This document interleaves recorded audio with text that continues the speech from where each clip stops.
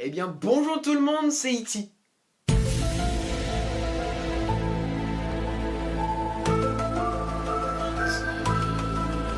Pardon, excusez-moi, c'était un petit délire par rapport à un copain, donc je voulais juste lui faire un clin d'œil, donc c'est pour toi. Donc on se retrouve aujourd'hui pour une nouvelle vidéo podcast, donc c'est parti, intro.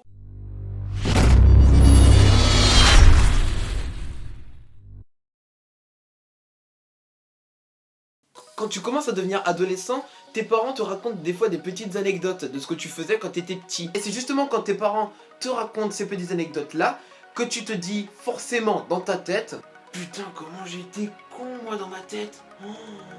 Oh la vache, l'abruti. Par exemple, pour moi, je vais vous énoncer 5 petites choses que je croyais quand j'étais gosse.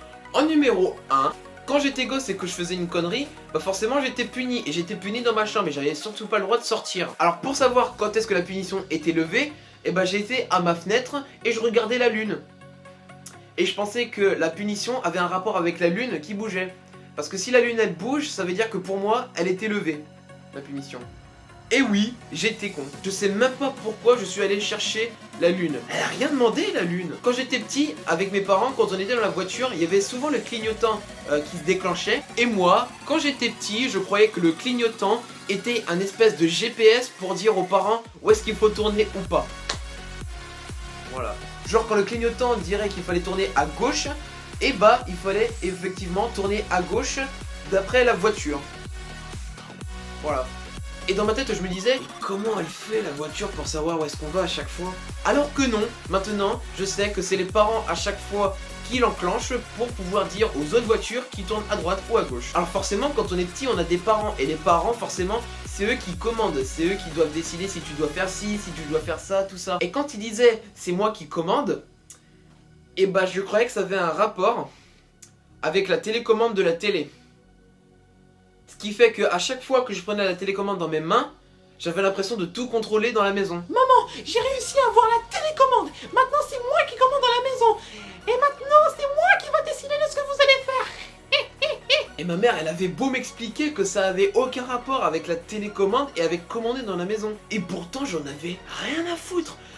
Tant que j'avais la télécommande dans la main, je me croyais tout permis. Ensuite, il y a la quatrième chose. Oui, j'ai loupé le 2 et le 3. Et alors, qu'est-ce qui se passe? Ça vous pose problème? Alors, juste pour la quatrième étape, je ne veux absolument pas que vous vous foutiez de ma gueule dans les commentaires. Je me fous déjà assez de ma propre gueule.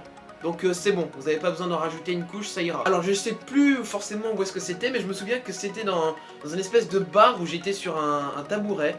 Et du coup mon père m'avait commandé un petit truc pour que je puisse boire, machin, pour que ça me fasse plaisir. Donc forcément c'est dont je me souviens, hein. C'est peut-être absolument pas ça, mais je sais que de toute façon c'est le même principe. À un moment donné, comme il y avait les tabourets, les trucs en hauteur, forcément à un moment donné j'ai voulu descendre. Sauf que je me suis viandé. Et comme je me suis viandé, et bah il y avait une bosse sur mon front, et au même moment il y avait une mouche qui s'était posée sur mon front. Et donc je croyais que c'était la mouche qui m'avait fait mal. Je pense que étant petit on peut se dire forcément qu'on était vraiment très con. Mais moi je crois que c'est le level supérieur là. Parce que de là à croire que ce soit une mouche qui m'a fait une bosse, waouh, vache quand même. Et du coup quand j'étais en vacances dans notre petite maison en été, j'avais une espèce de Velux à chaque fois qu'on était obligé de fermer, de peur qu'il y ait encore une mouche qui se pose sur ma bosse. Et du coup je crevais de chaud, mais je m'en battais les steaks. À chaque fois j'avais toujours peur de la mouche. Voilà. Et donc pour terminer cette petite vidéo en 5ème position, comme tout le monde, attention avant de vous révéler la 5ème chose, cachez les moins de 8 ans dans des placards. Merci. Je croyais au Père Noël. Le mec qui a inventé le Père Noël, déjà, il était complètement drogué. De 1, un traîneau. De 2, des rennes qui volent. De 3, des oreilles hyper pointues comme pas permis. Et un mec hyper gros avec de la barbe blanche. Alors j'ai envie de dire, c'est qui le plus con dans l'histoire? Et voilà les gens, c'est déjà la fin de cette vidéo, de ce que je croyais quand j'étais gosse. Et oui, j'étais très con, oui. J'espère que ça vous aura plu, et si c'est le cas, mettez-moi dans les commentaires ce que vous croyez quand vous étiez gosse, pour me rassurer un petit peu, voir si j'étais quand même le seul con à croire certaines choses, qu'elles soient absurdes ou pas. S'il vous plaît, Rassurez-moi dans les commentaires, dites-moi que j'étais pas le seul con à penser ces trucs là. Et donc voilà, n'hésitez pas à aimer la vidéo et à la partager sur Facebook, Twitter, sur tout ce que vous voulez. Et allez jeter un petit coup d'œil aussi à ma page Facebook pour voir toutes les vidéos à chaque fois quand elles sortent. Mon dieu, ce que j'étais débile. Mon dieu, mon dieu, mon dieu. A très vite dans une prochaine vidéo, chers abonnés. Ciao.